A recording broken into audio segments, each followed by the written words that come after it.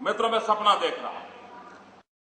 मैं खुली आंख में सपने देखता हूं और सपनों को साकार करने का रास्ता भी तय करके चलने वाला व्यक्ति हूं। અમારા વિસ્તારમાં નદીઓ પર ડેમ ચેકડેમ જેવા બંધો બંધાયા છે, જેથી પાણીનો સંગ્રહ થાય અને ભૂગર્ભમાં ઉતરે, જેથી ભવિષ્યમાં પાણીની સમસ્યા ઓછી થાય। इस बार हमने देखा है कि इतना इंटरेस्ट है गुजरात के लिए यहाँ बिजनेस करने के लिए कि कंपनीज अपने आप संगठन करके आ रही है। नरेंद्र मोदी की गुजरात में आप गवर्नेंस देखिए, टॉप क्लास। एक दफा नहीं, दो दफा नहीं, 3 दफा इस देश में यूनानिमसली डिक्लेयर कर दिया गया है कि सब बेस्ट एडमिनिस्ट्रेटेड स्टेट है गुजरात। हमारे नरेंद्र भाई मोदी प्रदेश के 14 मुख्यमंत्रियों में से सबसे अधिक स्थिरता यहाँ के शासन को दे सके हैं।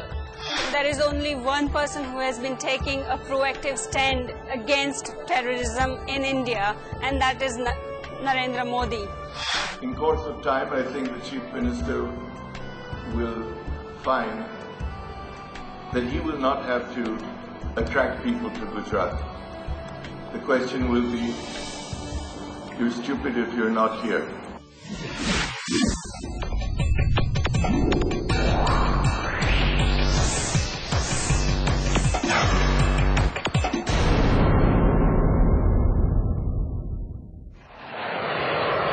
आज भारत एक सुपर पावर बनने की तरफ तेजी से बढ़ रहा है, लेकिन इस दौड़ में सिर्फ एक ही रुकावट है, आतंकवाद।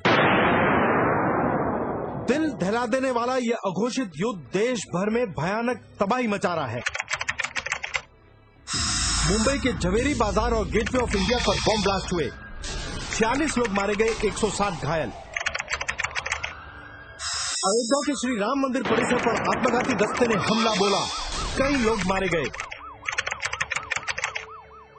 उत्तर प्रदेश में श्रमजीवी एक्सप्रेस में धमाका, 10 मारे गए, 50 से ज्यादा घायल।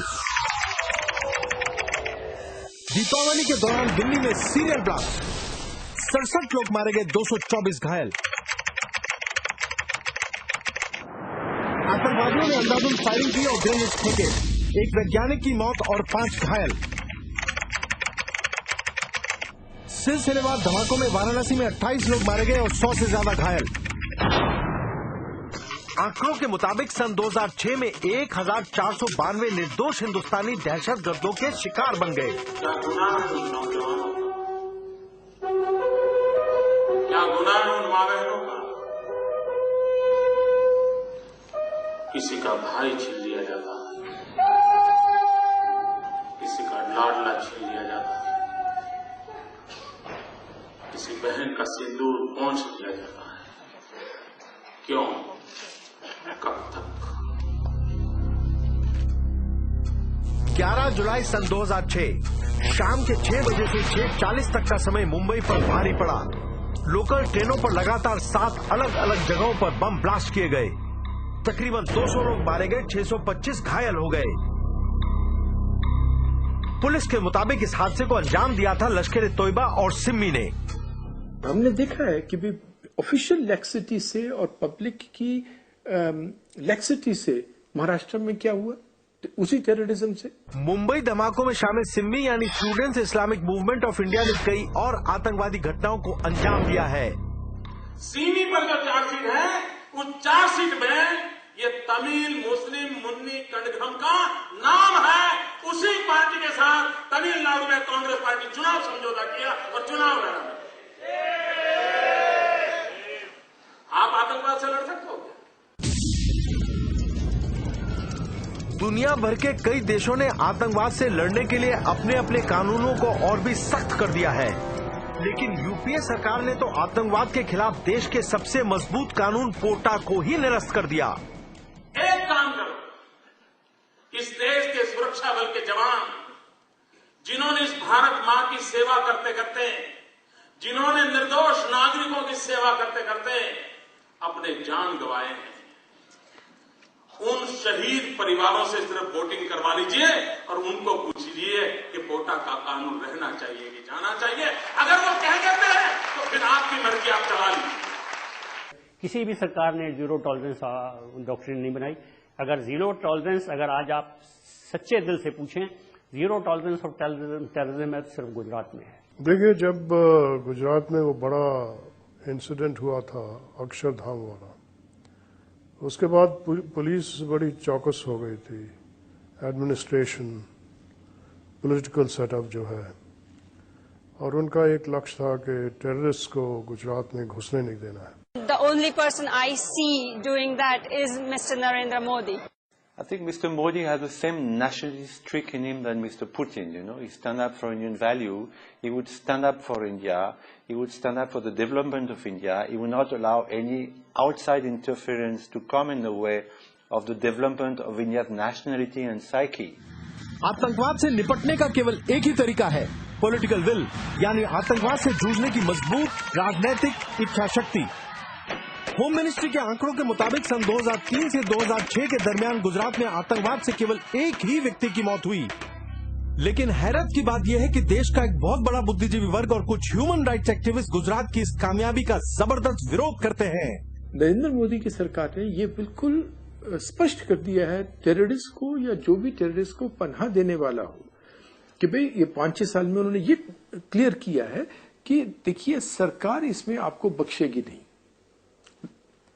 और ये सिग्नल देना सारी कंट्री में जरूरी है, और क्योंकि उसका सिग्नल इतना स्पष्ट है इसीलिए ये सब उसी को टारगेट कर रहे हैं। एक चीज को एक टेररिस्ट की व्यू पॉइंट से प्रेजेंट करना और उसको ट्रूथ समझना, और जो वर्जन पुलिस का हो या हुकूमत का हो उसको फॉल्स समझना, ये हमारी प्रेस की एक खास खूबी है।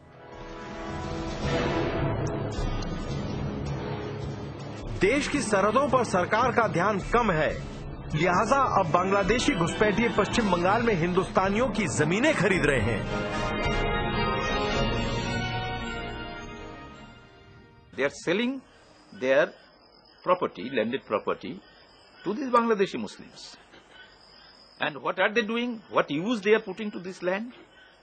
Agricultural land, they are growing narcotics. Gaja is extensively cultivated in Nadia district. Even by the national highway, the land by the national highway, they are cultivating acres after acres of Gaja. And that Gaja is exported via Bangladesh to other countries. Now, the sale proceeds is again invested in gun running. Arms are brought from Bangladesh, and these are dispatched to the northern West Bengal. तो मैंने वहां की जनसभा में कहा, मैंने कहा देखो भाई, आसाम के पड़ोस में बांग्लादेश है और गुजरात के पड़ोस में पाकिस्तान है। मेरी भी हालत आपके जैसी है। वो आपके पड़ोस में है, मेरे पड़ोस में ये बैठे। मैंने कहा लेकिन फर्क थोड़ा सा है, आप उनके से कारण परेशान हो, मेरे कारण परेशान हो।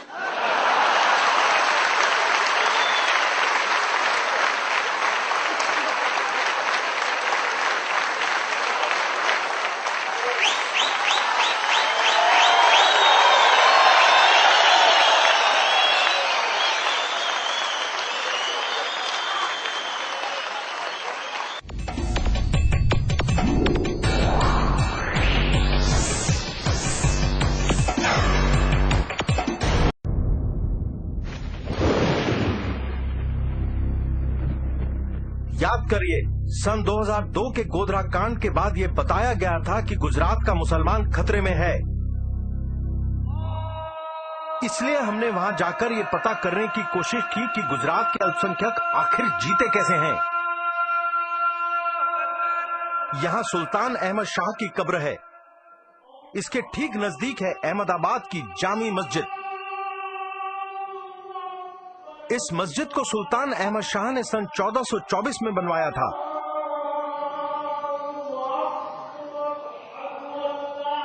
यह विशाल मस्जिद 260 खंभों पर खड़ी है।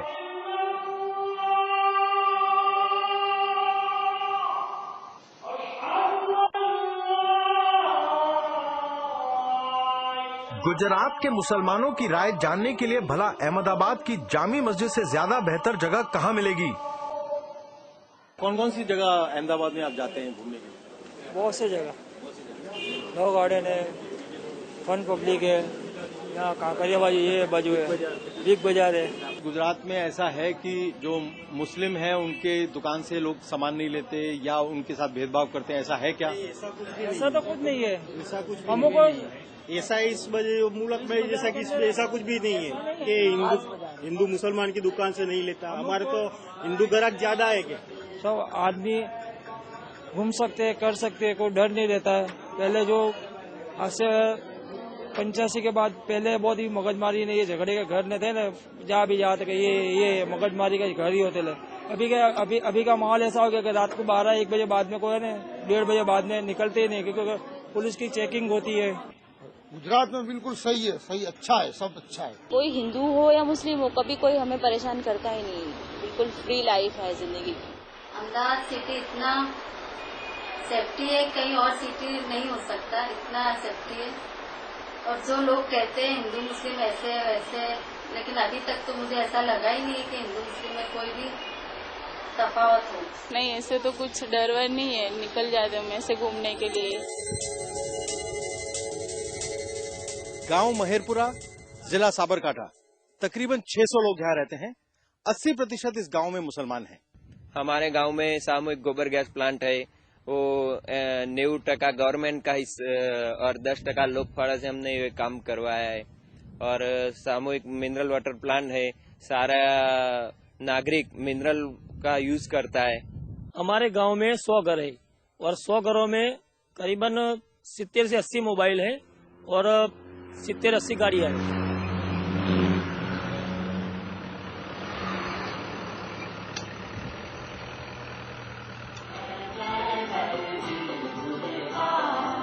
विदेशी निवेशकों का गुजरात के बारे में क्या कहना है? हम इंडस्ट्री में बात करते हैं, हमें किसी से ऐसा लगता नहीं है कि उनको ये महसूस हो रहा है कि कोई तनाव है कम्युनल। वो सब बिजनेस कर रहे हैं अच्छी तरह से, हैप्पीली।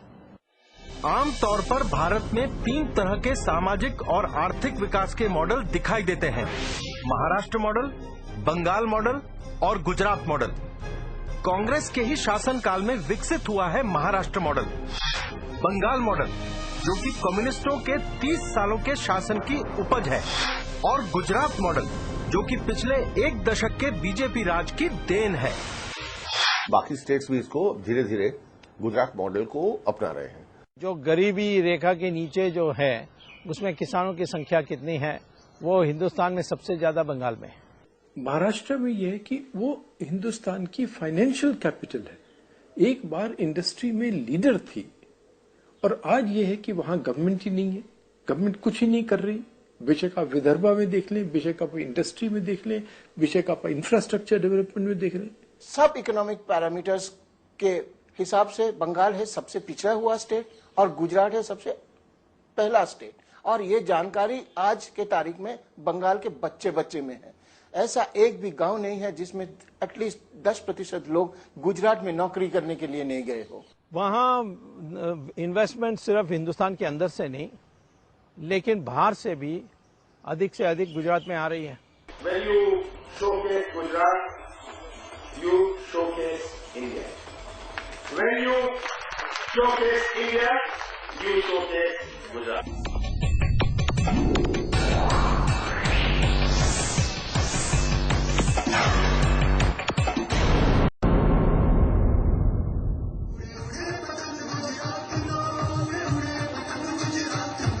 मित्रों, इस दिनों हिंदुस्तान के आसमान में गुजरात का पतंग नई नई ऊंचाइयों को पार करता चला जा रहा है। विकास की नई क्षितिजों को हम छू रहे हैं। वाइब्रेंट गुजरात ये शब्द नहीं, ये जीवन का हिस्सा बन गया है। साबरमती के तट पर मनाया जा रहा ये पतंगोत्सव वाइब्रेंट गुजरात का मुख्य आकर्षण है। ये गुजरात की तरक्की का जश्न है। लोगों की मेहनत और ईमानदारी रंग लाई है। जिस साबरमती तट पर यह कार्यक्रम हो रहा है, वो खुद एक बहुत बड़ी योजना का हिस्सा है। ये खूबसूरत पर्यटन स्थल आगे चलकर सारे देश के शहरी विकास के लिए एक जबरदस्त मिसाल कायम करेगा। यहाँ का क्वालिटी ऑफ लाइफ, यहाँ का HR का जो पोटेंशियल है, यहाँ पर इंजीनियरिंग कॉलेजेस जो बन रही है, यहाँ पर जो फोकस है मैनेजमेंट के ऊपर, मैनेजमेंट एजुकेशन के ऊपर, IT एजुकेशन के ऊपर, उससे बहुत बेनिफिट होने वाला है गुजरात को। For man power planning, government has taken a decision to increase 10,000 seats in polytechnics and 10,000 seats in ITI next year, and necessary budget provision for this is also being made. तेजी से तरक्की कर रहा गुजरात अब हिंदुस्तान के बाकी राज्यों को काफी पीछे छोड़ चुका है। गुजरात की आर्थिक तरक्की की तुलना अब दुनिया के बड़े बड़े देशों से की जाती है।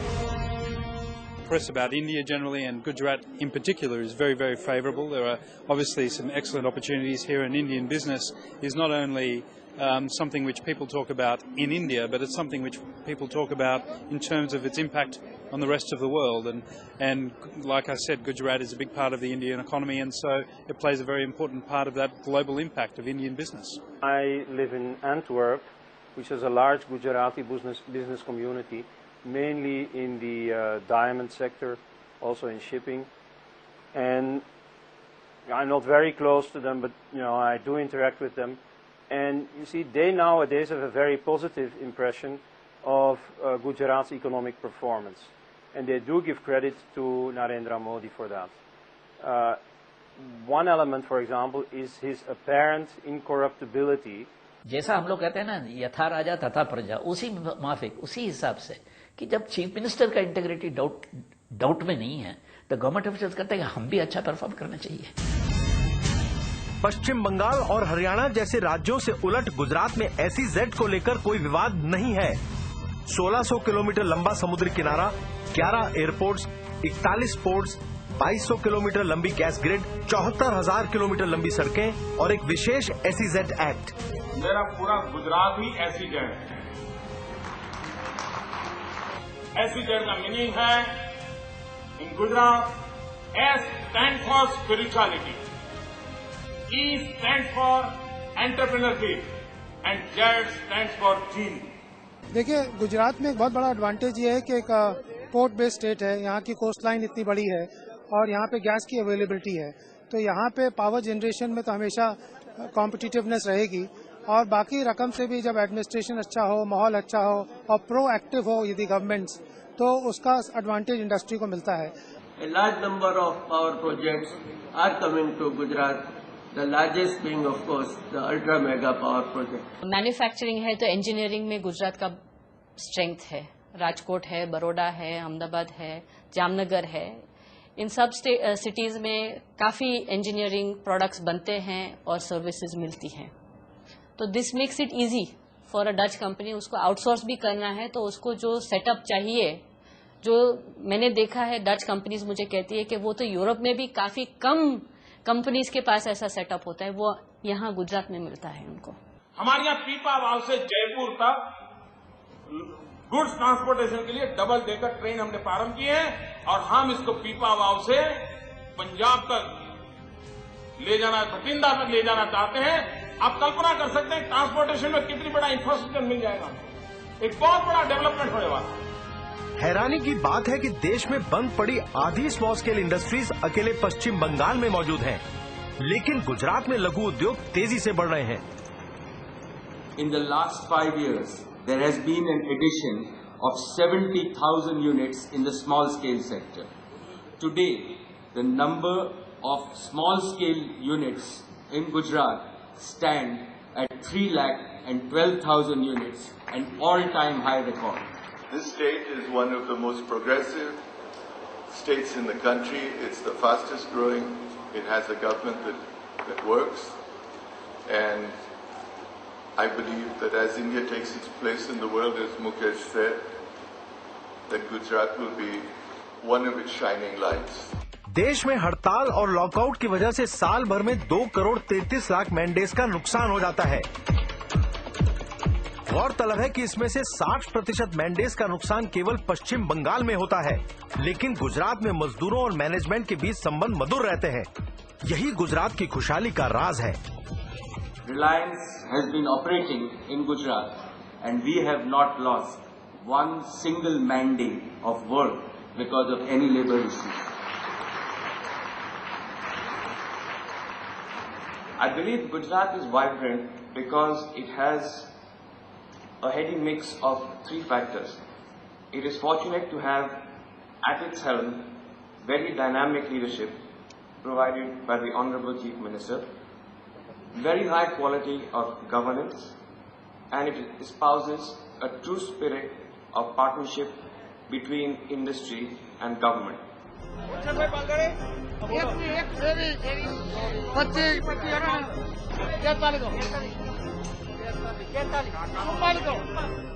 भारत में सबसे ज्यादा कपास गुजरात पैदा करता है। देश के 24% केमिकल्स, 25% कपड़ा, 45% दवाइयां और 72% हीरे जवाहरात गुजरात में तैयार किए जाते हैं। विश्व के अनेक देशों की नजर में भी गुजरात के विकास का ये पतंग आसमान छूता नजर आएगा, ये मैं साफ देख रहा हूं। तो लोग यही कहते हैं कि पब्लिक पार्टिसिपेशन गुजरात में अत्यंत अधिकतम है, क्योंकि जो रिजल्ट्स आ रहे हैं उसके अनुसार लोगों में उत्साह बढ़ती है। जब तक उत्साह नहीं बढ़ेगी, पब्लिक पार्टिसिपेशन नहीं होगी।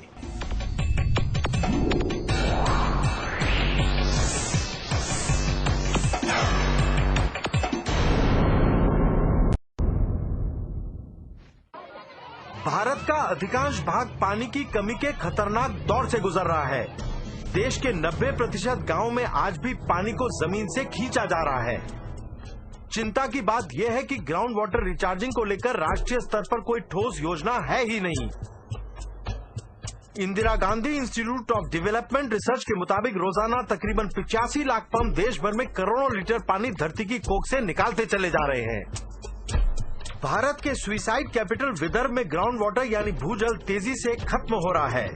पिछले 10 सालों में ये 30 से 90 मीटर तक गिर चुका है। यही हालत है राष्ट्रीय राजधानी दिल्ली की। यहाँ पिछले एक दशक में ग्राउंड वाटर का स्तर 4 से 9 मीटर नीचे गिर चुका है।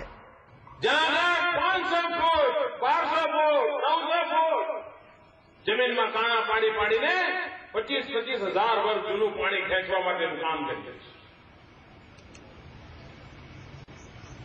કેટલા દિવસ સુધી અંદરથી પાણી નીકળ્યા કરશે?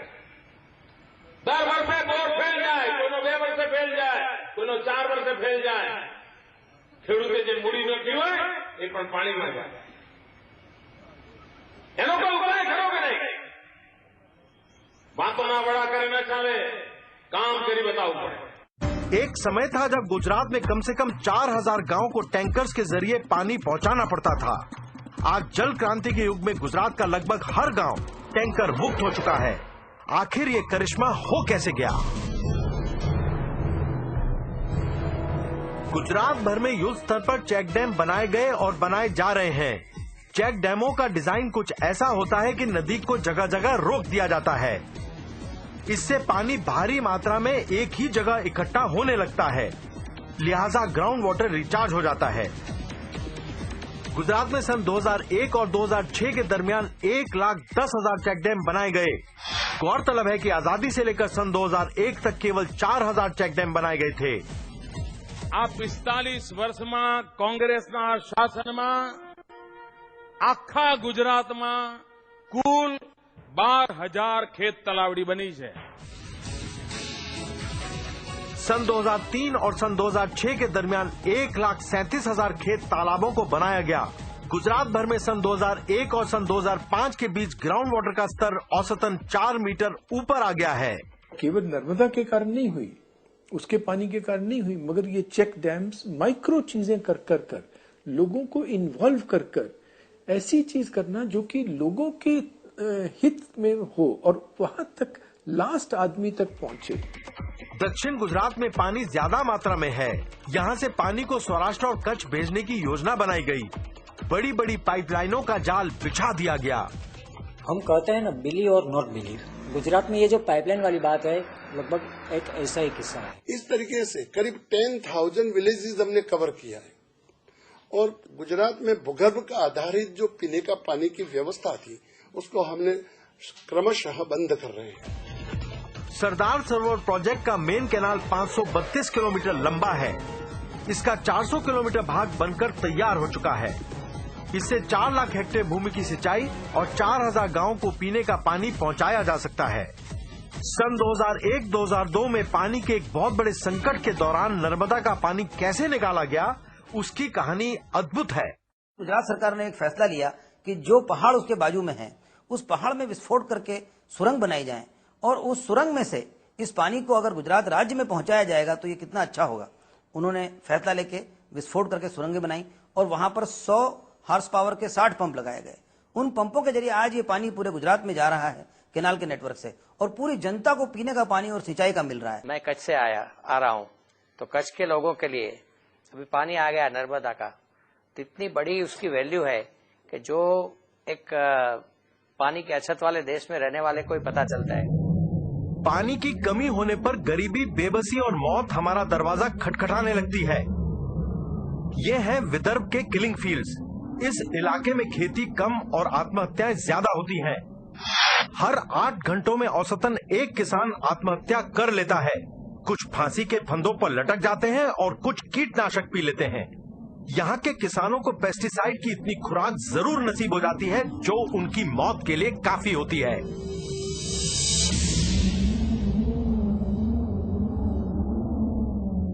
18 मई सन 2006 केंद्रीय कृषि मंत्री शरद पवार ने संसद को बताया कि सन 1993 और 2003 के दरमियान देश भर में 1,248,000 किसान आत्महत्या कर चुके हैं।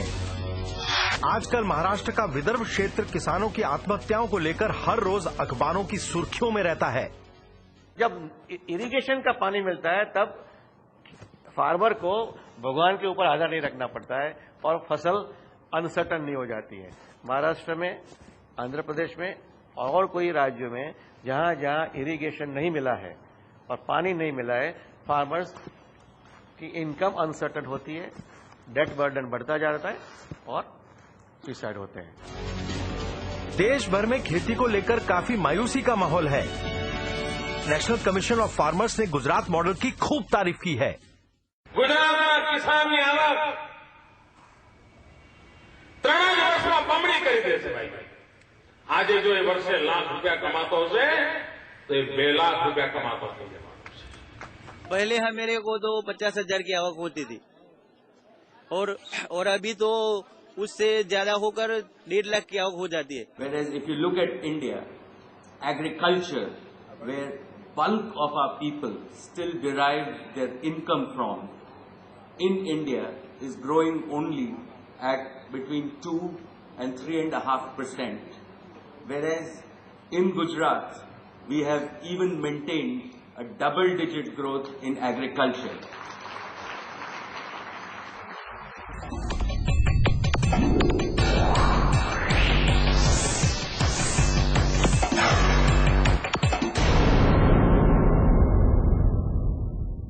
का सीधा फायदा गुजरात के किसानों को मिल रहा है।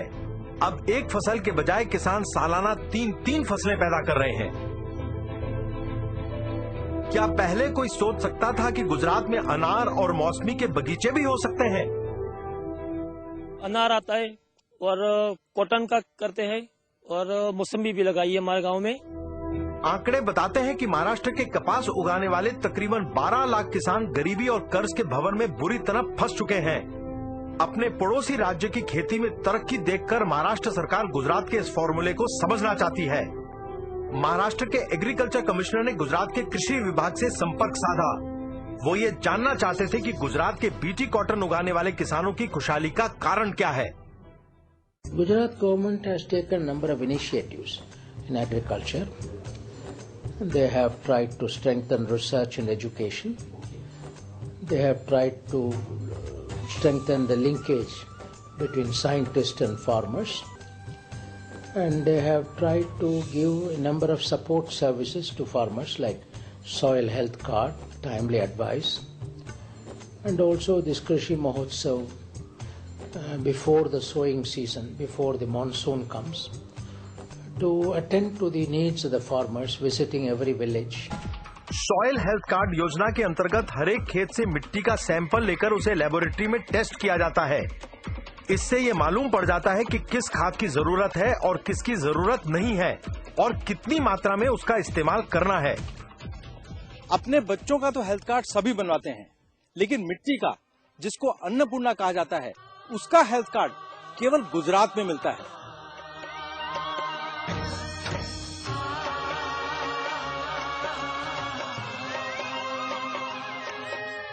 लोगों को अपने साथ जोड़ने का सबसे आसान तरीका है उनके चारों तरफ उत्सव जैसा माहौल बना देना। कृषि महोत्सव किसानों का त्योहार बन गया है। ये एक विशाल मेला है, तरक्की का, खुशहाली का। Modi has involved the public in a very great and deep manner and given them a sense of participation in every one of his major programs and projects. पानी का इंतजाम हो जाने से, घर पर 24 घंटे बिजली की सुविधा मिलने से और खेती बाड़ी की नई नई जानकारियों ने किसान की जिंदगी बदल डाली है। आज फिर से उसका आत्मविश्वास जागृत हो गया है। लाल बहादुर शास्त्री ने कहा था, जय जवान जय किसान। तो आपको लगता है कि गुजरात में आज किसान की वही इज्जत की जा रही है? ना, वही है इज्जत है। खेती करना अच्छा काम है और मेरे स्टेट में वो सामर्थ्य है। और इसलिए मैं सपना देख रहा हूं कि हिंदुस्तान के सेकंड ग्रिल रिवॉल्यूशन का नेतृत्व ये सूखी धरती से हम करेंगे।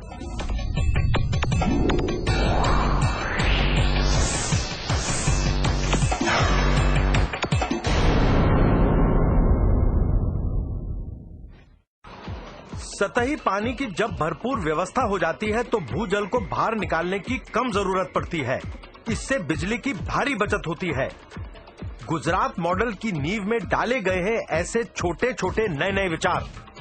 जब एक मिशन के तहत किसी जानदार विचार को जमीनी स्तर पर लागू किया जाता है तो नतीजे चौंका देने वाले होते हैं।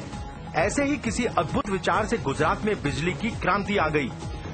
गौरतलब है कि पड़ोसी राज्य महाराष्ट्र बिजली के जबरदस्त संकट के दौर में फंस चुका है। 13 घंटे, 14 घंटे, 15 घंटे इतनी बिजली की कटौती करने के कारण महाराष्ट्र सरकार परेशान हो गई और उसने ये पता करने की कोशिश की कि आखिर गुजरात सरकार अपने 18,000 गांव को 24 घंटे कैसे बिजली सप्लाई कर पाती है। इसलिए आज हम गुजरात के एक बिजली विभाग के अधिकारी से बात करना चाहते हैं। हम पता करना चाहते हैं कि आखिर ये सीक्रेट क्या है। हाँ, गुजरात के जो एग्रीकल्चर फीडर्स और गांव के फीडर एक था, अभी सेपरेट किया तो ओनली गांव का ही फीडर आएगा, गांव के ही बिजली जाएगा, ऐसा सेपरेट लाइन लगाया। ज्योतिग्राम फीडर में ओनली गांव आते हैं, खेतीबाड़ी फीडर अलग होता है, तो उसकी वजह से पावर सप्लाई हम मेंटेन कर सकते हैं। पहले क्या था कि एग्रीकल्चर में था तो इंटरप्शन आ जाता था तो सारे लाइन फॉल पे जाता था, 8-10 घंटा सप्लाई बंद हो जाता था। अभी 24 सप्लाई उनको मिल रहा है। क्यों? कि सेपरेट लाइन किया है। ગુજરાતના જીવનમાં એક બદલાવ આવ્યો, પણ ભાઈઓ બહેનો, આ જ્યોતિગ્રામ યોજના ગઈકાલે વીજળી નહોતી ને આજે વીજળી આવી, એટલી નાનકડી યોજના છે એવી ભૂલ ના કરતા। 1000 દિવસના ટૂંકા ગાળામાં 23 લાખ જેટલા નવા થાંભલા નાખવા, 56,000 જેટલા નવા ટ્રાન્સફોર્મર નાખવા, 75,000 કિલોમીટર લાંબો કેબલ નાખવો, આ આંકડા ચમકાવી દેવા છે। 24 घंटे 3 फेज बिजली के चलते इस छोटे से गांव में भी हीरे घिसने के कई कारखाने लग गए हैं। इस रोजगार ने गांव के लड़के लड़कियों के जीवन में खुशहाली बढ़ दी है। यही है गुजरात मॉडल। इनके पास कमी है तो सिर्फ समय की, क्योंकि जितना काम करते हैं उतने ही ज्यादा पैसे इन्हें मिल जाते हैं। मोबाइल से गाड़ी से फरवा माटे अने टीवी अने फरवा माटे गाड़ी। देश के ज्यादातर गांव में बदहाली से परेशान होकर लोग शहर की तरफ दौड़ लगाते हैं, लेकिन गुजरात मॉडल में उल्टा हो रहा है। रिवर्स माइग्रेशन के तहत लोग अपनी जड़ों को ढूंढते हुए शहरों से गांव की तरफ वापस आ रहे हैं। रमेश भाई रोज रतनपुर से बोटाद हीरे के कारखाने में काम करने के लिए अप डाउन करते थे। आज वो अपने गांव रतनपुर में फिर से रहने के लिए आ गए हैं। पहला तो घर भाड़े राखवामां लगभग 300 થી 400 રૂપિયા घर भाड़ू ત્યાં બોટાદનું થતું હતું। અત્યારે ગામડામાં રહ્યા પછી ઘણો ખર્ચો ઓછો, 1000-2000 રૂપિયાનો ખર્ચો ઓછો થઈ ગયો। વીજળી આવ્યા પછી 24 કલાક લાઇટ આવ્યા પછી 1000 થી 2000 રૂપિયા ઓછામાં ઓછો ખર્ચો બચી ગયો એમને। आपने विलेज तक इलेक्ट्रिसिटी पहुंचाई, विलेज में आपने बच्चों के लिए स्कूल अच्छा किया, विलेज में आपने पानी की सुविधा लोगों तक पहुंचाई, तो फिर लोग क्यों कचरे में जाकर शहर में रहेंगे? क्या 24 घंटे बिजली देने से नारी सशक्तिकरण का दौर शुरू हो सकता है? रतनपुर में तकरीबन हर घर में लड़कियों ने हीरे घिसने की मशीन लगा ली है। जब से मैं सीखी हूँ तब से मैं कमाने लगी हूँ, इसलिए मेरे पास पैसे है तो उसमें से मैं कुछ बचा लेती हूँ। इनके હું કામ કરું છું મારે इनके कोईની જરૂર नहीं पड़े, મારી રીતે इनके કમાઈ શકી। हम 8-10 કલાક કરવી એટલે થઈ જાય, અમારે મહિને કામ થઈ જાય। જયારે શીખવા મેં બેઠા ને ત્યારે 2500 નો લેટ લાયા હતા, હવે અત્યારે 3000-3500 નું કામ થાય। મારી પાસે જે પૈસા બચ્યા હતા એને મેં સોનાના ચેન બનાવરાય। आज इस 24 घंटे बिजली के कारण गांव के अंदर भी कंप्यूटर की शिक्षा संभव हुई है। ये वो कला है जो मिट्टी में भी जान डाल देती है। प्राचीन काल से जीवित ये परंपरा अब आधुनिक इंटीरियर डिजाइनिंग का महत्वपूर्ण हिस्सा बन चुकी है। फूल फायदो एकदम फायदो थयो छे के लाइट एम मानो के अमे सवारे 8 वागे चालू करता एनी जग्याए 4 वागे चालू करीए छीए अने अत्यारे मोडो થઈ ગયો દિવસના તો રાતના 9 વાગ્યા સુધી કામ કરીએ છીએ लाइटના हिसाबे। गांव के अलग अलग हीरा कारखानों में काम करने वालों ने हंसा बहन के व्यापार में नई जान फूंक दी है। गांव में कारखाने आ रहे हैं, उनसे आपके व्यापार पर कुछ फर्क पड़ा है क्या? सीवता धंधो चालू करो, एमां 50-60 रुपया आपने मळे એટલે આપણું કામ ઘરની रोजी रोटी ચાલે। गुजरात में आज रतनपुर की तरह ऐसे कई गांव हैं जो हमेशा के लिए बदल गए हैं।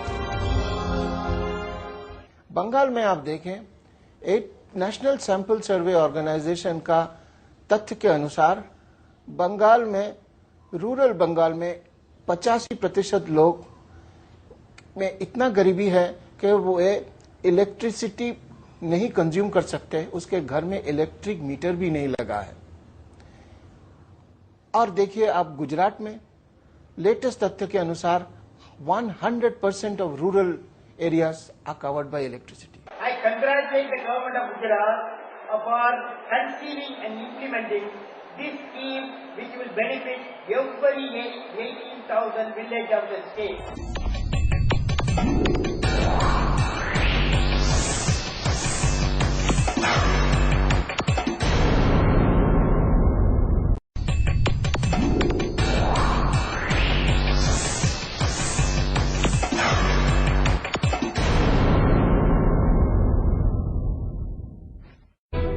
जल क्रांति का सीधा फायदा गुजरात के किसानों को मिल रहा है। अब एक फसल के बजाय किसान सालाना 3 फसलें पैदा कर रहे हैं। क्या पहले कोई सोच सकता था कि गुजरात में अनार और मौसमी के बगीचे भी हो सकते हैं? अनार आता है और कॉटन का करते हैं और मौसमी भी लगाई है हमारे गांव में। आंकड़े बताते हैं कि महाराष्ट्र के कपास उगाने वाले तकरीबन 12 लाख किसान गरीबी और कर्ज के भंवर में बुरी तरह फंस चुके हैं। अपने पड़ोसी राज्य की खेती में तरक्की देखकर महाराष्ट्र सरकार गुजरात के इस फॉर्मूले को समझना चाहती है। महाराष्ट्र के एग्रीकल्चर कमिश्नर ने गुजरात के कृषि विभाग से संपर्क साधा। वो ये जानना चाहते थे कि गुजरात के बीटी कॉटन उगाने वाले किसानों की खुशहाली का कारण क्या है। Gujarat government has taken a number of initiatives in agriculture. They have tried to strengthen research and education. They have tried to strengthen the linkage between scientists and farmers.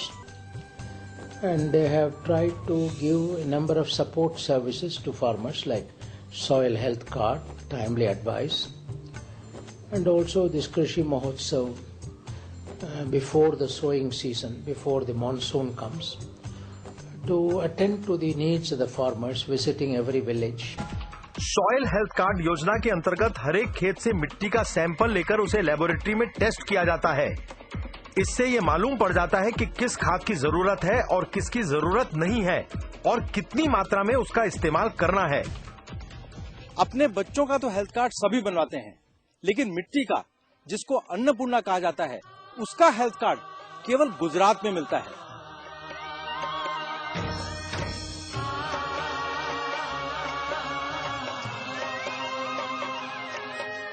लोगों को अपने साथ जोड़ने का सबसे आसान तरीका है उनके चारों तरफ उत्सव जैसा माहौल बना देना। कृषि महोत्सव किसानों का त्योहार बन गया है। ये एक विशाल मेला है, तरक्की का, खुशहाली का। Modi has involved the public in a very great and deep manner and given them a sense of participation in every one of his major programs and projects.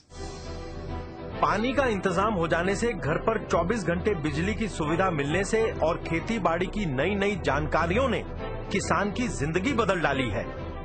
आज फिर से उसका आत्मविश्वास जागृत हो गया है। लाल बहादुर शास्त्री ने कहा था जय जवान जय किसान। तो आपको लगता है कि गुजरात में आज किसान की वही इज्जत की जा रही है? ना, वही है इज्जत है। खेती करना अच्छा काम है और मेरे स्टेट में वो सामर्थ्य है और इसलिए मैं सपना देख रहा हूं कि हिंदुस्तान के सेकंड ग्रिल रिवॉल्यूशन का नेतृत्व ये सूखी धरती से हम करेंगे।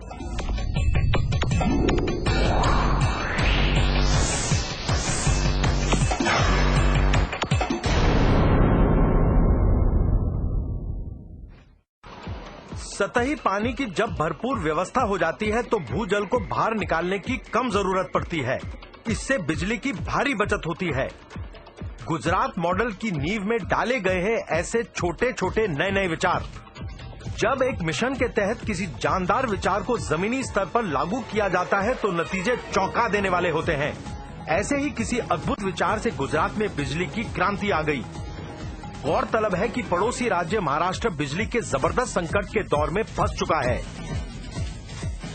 13 घंटे, 14 घंटे, 15 घंटे इतनी बिजली की कटौती करने के कारण महाराष्ट्र सरकार परेशान हो गई और उसने ये पता करने की कोशिश की कि आखिर गुजरात सरकार अपने 18,000 गांव को 24 घंटे कैसे बिजली सप्लाई कर पाती है। इसलिए आज हम गुजरात के एक बिजली विभाग के अधिकारी से बात करना चाहते हैं। हम पता करना चाहते हैं कि आखिर ये सीक्रेट क्या है। हाँ, गुजरात के जो एग्रीकल्चर फीडर्स और गांव के फीडर एक था, अभी सेपरेट किया तो ओनली गांव का ही फीडर आएगा, गांव के ही बिजली जाएगा, ऐसा सेपरेट लाइन लगाया। ज्योतिग्राम फीडर में ओनली गांव आते हैं, खेतीवाड़ी फीडर अलग होता है, तो उसकी वजह से पावर सप्लाई हम मेंटेन कर सकते हैं। पहले क्या था कि एग्रीकल्चर में था तो इंटरप्शन आ जाता था तो सारे लाइन फॉल पे जाता था, ये 8-10 घंटा सप्लाई बंद हो जाता था। अभी 24 सप्लाई उनको मिल रहा है। क्यों? कि सेपरेट लाइन किया है। ગુજરાતના જીવનમાં એક બદલાવ આવ્યો, પણ ભાઈઓ બહેનો આ જ્યોતિગ્રામ યોજના ગઈકાલે વીજળી નહોતી ને આજે વીજળી આવી, એટલી નાનકડી યોજના છે એવી ભૂલ ના કરતા। 1000 દિવસના ટૂંકા ગાળામાં 23 લાખ જેટલા નવા થાંભલા નાખવા, 56,000 જેટલા નવા ટ્રાન્સફોર્મર નાખવા, 75,000 કિલોમીટર લાંબો કેબલ નાખવો, આ આંકડા ચમકાવી દેવા છે। 24 घंटे 3 फेज बिजली के चलते इस छोटे से गांव में भी हीरे घिसने के कई कारखाने लग गए हैं। इस रोजगार ने गांव के लड़के लड़कियों के जीवन में खुशहाली भर दी है। यही है गुजरात मॉडल। इनके पास कमी है तो सिर्फ समय की, क्योंकि जितना काम करते हैं उतने ही ज्यादा पैसे इन्हें मिल जाते हैं। मोबाइल से गाड़ी से फरवा माटे अने टीवी अने फरवा माटे गाड़ी। देश के ज्यादातर गांव में बदहाली से परेशान होकर लोग शहर की तरफ दौड़ लगाते हैं, लेकिन गुजरात मॉडल में उल्टा हो रहा है। रिवर्स माइग्रेशन के तहत लोग अपनी जड़ों को ढूंढते हुए शहरों से गांव की तरफ वापस आ रहे हैं। रमेश भाई रोज रतनपुर से बोटाद हीरे के कारखाने में काम करने के लिए अप डाउन करते थे। आज वो अपने गांव रतनपुर में फिर से रहने के लिए आ गए हैं। पहला तो घर भाड़े राखवामां लगभग 300 થી 400 રૂપિયા घर भाड़ू ત્યાં બોટાદનું થતું હતું। અત્યારે ગામડામાં રહ્યા પછી ઘણો ખર્ચો ઓછો, 1000-2000 રૂપિયાનો ખર્ચો ઓછો થઈ ગયો। વીજળી આવ્યા પછી 24 કલાક લાઇટ આવ્યા પછી 1000 થી 2000 રૂપિયા ઓછામાં ઓછો ખર્ચો બચી ગયો એમને। आपने विलेज तक इलेक्ट्रिसिटी पहुंचाई, विलेज में आपने बच्चों के लिए स्कूल अच्छा किया, विलेज में आपने पानी की सुविधा लोगों तक पहुंचाई, तो फिर लोग क्यों कचरे में जाकर शहर में रहेंगे? क्या 24 घंटे बिजली देने से नारी सशक्तिकरण का दौर शुरू हो सकता है? रतनपुर में तकरीबन हर घर में लड़कियों ने हीरे घिसने की मशीन लगा ली है। जब से मैं सीखी हूँ तब से मैं कमाने लगी हूँ, इसलिए मेरे पास पैसे है तो उसमें से मैं कुछ बचा लेती हूँ। इनके હું કામ કરું છું મારે એમ કે કોઈની જરૂર નહીં પડે, મારી રીતે એમ કે કમાઈ શકીશ। हम 8-10 કલાક કરવી એટલે થઈ જાય, અમારે મહિને કામ થઈ જાય. જયારે શીખવા મેં બેઠા ને ત્યારે 2500 નો લેટ લાયા હતા. હવે અત્યારે 3000-3500 નું કામ થાય. મારી પાસે જે પૈસા બચ્યા હતા એને મેં સોનાના ચેન બનાવરાય. आज इस 24 घंटे बिजली के कारण गांव के अंदर भी कंप्यूटर की शिक्षा संभव हुई है. ये वो कला है जो मिट्टी में भी जान डाल देती है. प्राचीन काल से जीवित ये परंपरा अब आधुनिक इंटीरियर डिजाइनिंग का महत्वपूर्ण हिस्सा बन चुकी है. ફૂલ ફાયદો એકદમ ફાયદો થયો છે કે લાઇટ એમ માનો કે અમે સવારે 8 વાગે ચાલુ કરતા એની જગ્યાએ 4 વાગે ચાલુ કરીએ છીએ અને અત્યારે મોડું થઈ ગયું હોય દિવસના તો રાતના 9 વાગ્યા સુધી કામ કરી શકીએ છીએ લાઇટના हिसाबे. गांव के अलग अलग हीरा कारखानों में काम करने वालों ने हंसा बहन के व्यापार में नई जान फूंक दी है. गांव में कारखाने आ रहे हैं, उनसे आपके व्यापार पर कुछ फर्क पड़ा है क्या? सीवता धंधो चालू कर्यो, एमांय 50-60 रुपया आपने મળે એટલે આપણું કામ ઘરની રોજી રોટી ચાલે. गुजरात में आज रतनपुर की तरह ऐसे कई गांव हैं जो हमेशा के लिए बदल गए हैं. बंगाल में आप देखें, एक नेशनल सैंपल सर्वे ऑर्गेनाइजेशन का तथ्य के अनुसार बंगाल में, रूरल बंगाल में 85% लोग में इतना गरीबी है कि वो इलेक्ट्रिसिटी नहीं कंज्यूम कर सकते, उसके घर में इलेक्ट्रिक मीटर भी नहीं लगा है. और देखिए आप गुजरात में लेटेस्ट तथ्य के अनुसार 100% of rural areas are covered by electricity. I congratulate the government of Gujarat for conceiving and implementing this scheme which will benefit every 18,000 village of the state.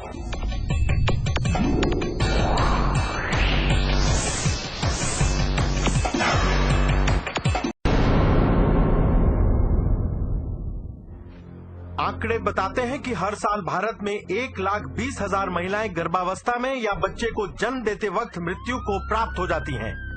Oxfam की एक रिपोर्ट के मुताबिक हर आधे घंटे में 6 भारतीय महिलाएं डिलीवरी के दौरान अपना दम तोड़ देती हैं. गांव में से जो दाई होती है उसको बुलाते हैं. वो डिलीवरी के लिए क्या करती है, कभी कभार पेट पर धक्का लगाती है. तो उसमें प्रॉब्लम क्या हो सकता है कि जो बच्चा है वो मर सकता है या जो बच्चादानी है वो फट सकती है. ધક્કો મારે ને એટલે આપણે શરીર બધું ખેંચાય ને તો આપણે કેટલું તકલીફ થાય ને અને અહીંયા મફત આપણે અતરો તકલીફ નહીં પડે. કદાચ છોકરું મરી જાય, કદાચ એ માને દુઃખ થાય વધારે, કદાચ માં પણ મરી શકે. मित्रों, हमने एक चिरंजीव स्कीम का प्रारंभ किया जहां गरीब माता, प्रेग्नेंट माताओं को इंस्टीट्यूशनल डिलीवरी का प्रबंध किया और उस चिरंजीव स्कीम के कारण हमने हमारे इन्फेंट मोर्टालिटी रेट को एकदम नीचे ला दिया. और आज पूरा देश गुजरात की चिरंजीव स्कीम का अध्ययन कर रहा है. गुजरात के 73% गैर सरकारी स्त्री रोग विशेषज्ञ अब चिरंजीवी योजना में शामिल हो चुके हैं. तो हमने प्राइवेट डॉक्टरों की पार्टनरशिप की. उनको हमने कहा कि आप हमारी सरकार का ये हिस्सा बन जाइए और आपके अस्पताल में अगर बिलो पॉवर्टी लाइन की फैमिली की कोई महिला आती है, आप उसकी चिंता कीजिए, पेमेंट हम देंगे. મફત ડિલિવરી પણ થઈ અને એટલી બધી વધારે તકલીફ પણ નથી. भारत के हेल्थ मिनिस्टर ने कहा है कि पूरे देश में हम इसका रिप्लिका करेंगे. Singapore national research foundation board और सिंगापुर इकोनॉमिक डेवलपमेंट बोर्ड ने गुजरात को चिरंजीवी योजना के लिए सन 2006 में सिल्वर अवार्ड से सम्मानित किया. अगर प्राथमिक शिक्षा की स्थिति का जायजा लिया जाए तो भारत दुनिया में 99वें स्थान पर खड़ा है. यूनेस्को के मुताबिक पहली कक्षा से 5वीं कक्षा तक पहुंचने वाले 1/3 भारतीय बच्चे अपनी पढ़ाई बीच में ही छोड़ देते हैं. गुजरात ने स्कूल ड्रॉप आउट रेट को खत्म करने के लिए जो पहल की वो बाकी भारत के लिए एक मिसाल बन चुकी है. आंकड़ों के मुताबिक ये समस्या लड़कों के मुकाबले लड़कियों में कहीं ज्यादा गंभीर है. હજુ પણ આપણા ગામમાં 100માંથી 80 બહેનો એવી છે કે જેમને કક્કો બારાખડી પણ આવડતી નથી. આ શિક્ષણથી વંચિત રહી ગયેલા નાગરિકોની વાત સાંભળીને મને પીડા થાય છે, મને દર્દ થાય છે. અને એના કારણે આ ગામમાં હું આજે આવ્યો છું. मन में हो अगर कुछ कर गुजरने का संकल्प तो फिर किसी करिश्मे को कौन रोक सकता है। गुजरात में सन 1998-99 में primary school drop out rate था 48.18%, यानी 5वीं कक्षा तक पहुंचने वाले तकरीबन आधे बच्चे बीच में ही पढ़ाई छोड़ देते थे। लेकिन सन 2005-2006 में primary school drop out rate गिरकर केवल 5.13% रह गया। इस गंभीर समस्या को सुलझाने के लिए साधारण से साधारण व्यक्ति को जोड़कर एक आंदोलन खड़ा किया गया। मुख्यमंत्री समेत गुजरात सरकार के तकरीबन 700 अफसर गुजरात के हर उस इलाके में हर साल पहुंचे जहां पढ़ाई को लेकर हालत ज्यादा खराब थी। एक नानकड़ू वचन आपो मने कि हवे तमे तमारा दीकरा दीकरीने भणावो। हवे आपणा गाममां एक पण दीकरी अभण नहीं होय, आवो मने वचन आपो। हाथ ऊंचो करो तो मानो के तमे वचन आप्युं। છોકરોને ભણાવવાનો એ પ્રતિજ્ઞા લીધી કે છોકરોને અવશ્ય શાળામાં કાયમી નિયમિત મોકલવો જોઈએ। पहले आप लड़कियों को नहीं भेजते थे क्या पढ़ने के लिए? ના, પેલા ઘર કામ વધારે એક સાહેબ શાળા મોકલતા નહીં। શું નામ છે તમારું? કાજલ। તમે સ્કૂલ જાઓ છો? તમે શાળા જાઓ છો? હા। શું નામ છે તમારી શાળાનું? પ્રાથમિક શાળા કે प्राथमिक शाला शेराड़ी प्राथमिक शाला में जाई छी।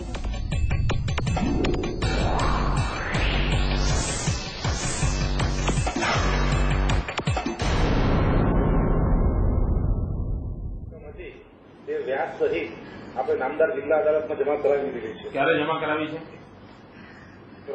स्वागत ऑनलाइन एक चमत्कारी विचार साबित हुआ है। ये आम आदमी का प्रोग्राम है। अफसर से बात नहीं बनी तो अब मुख्यमंत्री से सीधी बात हो सकती है, ठीक सामने बैठकर।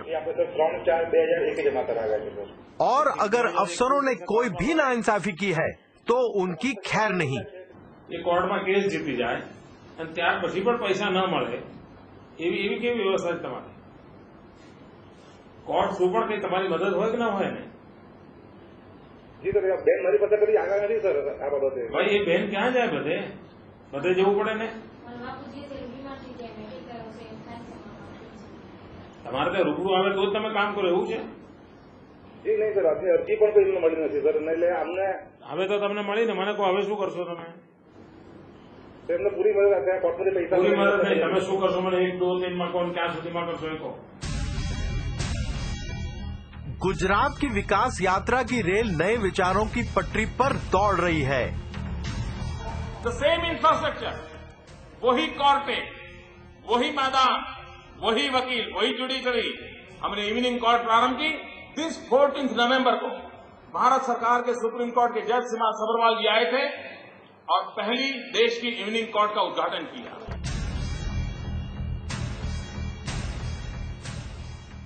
गुजरात गवर्नमेंट ने जो इवनिंग कोर्ट्स की परंपरा शुरू की है वो अपने आप में बहुत काबिल तारीफ है और मैं चाहूंगी कि इस तरीके की व्यवस्था जो है बाकी राज्यों में भी रेप्लिकेट की जाए।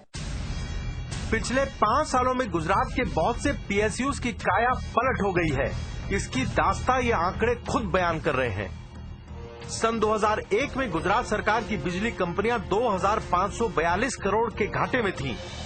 एक जबरदस्त टर्न अराउंड हुआ और सन 2006 में यही कंपनियां 200 करोड़ रुपए का मुनाफा करने लगी। ये turn around is only because of political will.